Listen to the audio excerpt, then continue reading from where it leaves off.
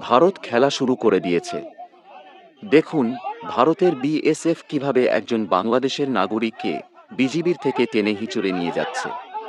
কি ঘটেছিল ভারত-বাংলাদেশ সীমান্তে? কেনই বা ভারতের সৈন্যরা বাংলাদেশের ভূখণ্ডে? সবকিছু জানতে হলে পুরো ভিডিওটি দেখুন। ভারত-বাংলাদেশ সীমান্ত নিয়ে চলছে উত্তেজনা, এবার সেই উত্তেজনাকে যেন আরও বাড়িয়ে দিল ভারতের বিএসএফ এর এই কর্মকাণ্ড। গতকাল ভারত-বাংলাদেশ সীমান্তের পাশে ঘাস কাটছিল এক বাংলাদেশি যুবক। ঘাস কাটতে কাটতে সে ভুল করে কিছুটা ভারতের সীমারেখার ভিতরে ঢুকে পড়ে। এ সময় বিষয়টি ভারতীয় সৈন্যদের নজরে পড়লে তারা কোনো কিছুর তোয়াক্কা না করে সেই যুবকের উপর গুলি চালায় মৃত্যু নিশ্চিত করে। পরবর্তীতে সেই যুবকের মরদেহ গুম করতে বাংলাদেশের ভূখণ্ডে ঢুকে পড়ে। এমন সময় স্থানীয় লোকজন জড়ো হয়ে ভারতীয় বিএসএফ সদস্যদের লাশ নিতে বাধা দেয়।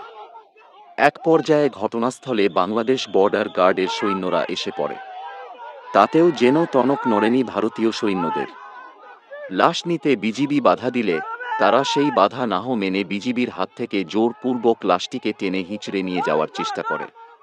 পরবর্তী স্থানীয় জনগণ ক্ষিপ্ত হয়ে লাঠিসোঁটা নিয়ে তেড়ে আসলে লাশ ফেলে পালিয়ে যায় ভারতীয় সৈন্যরা।